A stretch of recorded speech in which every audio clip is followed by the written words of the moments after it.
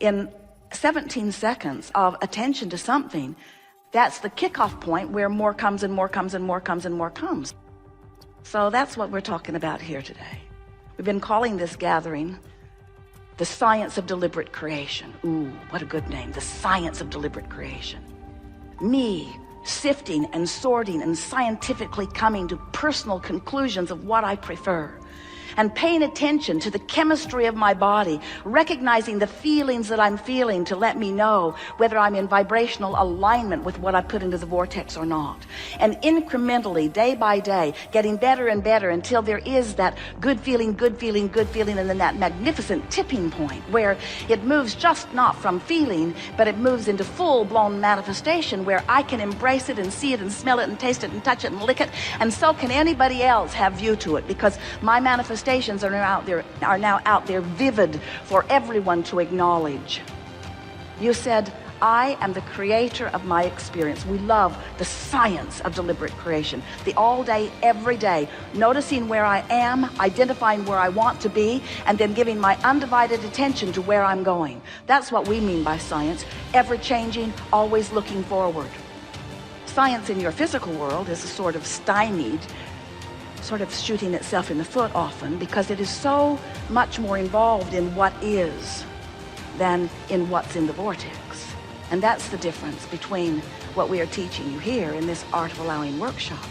This is the gathering where you learn about the vibrational version that precedes all manifestational versions. And if you believe us when we say that the vortex version is there, and even more important, if you believe us when we say that the vortex version is there and that the vortex version is the now reality, it is now. In Australia, it's tomorrow, did you know? That is so strange. Jerry and Esther were there. They called back home. They said, we're living your future. When you get here, you're really going to like it.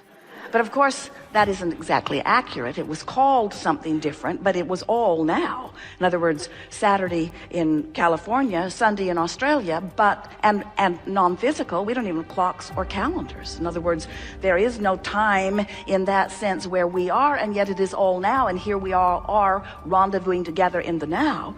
Your vortex is now, and it is real, and it is the main event. And if we were standing in your physical shoes, it would be the only thing that we would have our eye upon what we have put there vibrationally. We would be honing in on it. We would be feeling our way to it. We would be feeling our way to it. And when we got in the middle of a conversation that was inspired by an event or by another person or by a letter or an email that we read, if we got into the middle of a conversation with ourselves or with someone else, and we felt that feeling within us that feels like fear or anger or disappointment, in the moment that we felt that feeling, we would stop and say, I got that feeling. I've got that feeling that is letting me know that I am right now depriving myself of what's in my vortex. I've turned in opposition to it, and that feeling is my indication that I am right now, not a vibrational match to the larger part. So as we're moving forward here today, we're eager to talk with you about anything that is important. And we are also eager for you to help us make a very clear example and point of where you stand vibrationally in relationship to all that you are. We want to awaken within you those feelings that let you know whether you're aligned and allowing the wholeness, or whether you're misaligned and resisting the wholeness. Because you are not ever going to feel good unless you're allowing all that you are to focus with you in this moment. And we just have to be very blunt with you. If you focus in ways that the source within you will not now focus, has never focused, and will never focus, then you're going to get that feeling, that out of the vortex feeling, that indicator that lets you know. You certainly have free will to do that. You can do it today, all day today, and tomorrow if you want to. You can do it for the rest of your life. You can do it until you've deprived yourself of the life force of well-being and you croak. You can do it. You can do it. We just want to really, in a pointed way, say, why? Why would you do it? Why would you for a moment deprive yourself of all that you are? And we think it's because you've been confused about what's going on. We think it's because you are so oriented into the physicalness and the manifestation of things that when you want things that haven't showed up, your attention is upon the absence of them. So the absence of them has trained your vibration into a habit that doesn't feel good. It doesn't feel good, but it's a habit.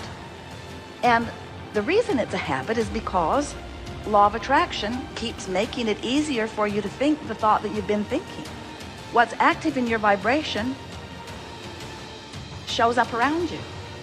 When you give your attention to a thought, it activates within you. And when there's an active vibration within you, then law of attraction brings you other thoughts like it. So the first thing that happens when you activate a thought is that other thoughts like it show up. And as you think about those other thoughts, then it becomes even more active. And then other people show up, experiences start showing up. It's a very powerful time that you live in, because in 17 seconds of attention to something, that's the kickoff point where more comes and more comes and more comes and more comes. So it's easy for us to explain to you in a very understanding and loving way why it's hard for you to change your thought, because law of attraction makes it easier for you to think the thought you've been thinking than to think a new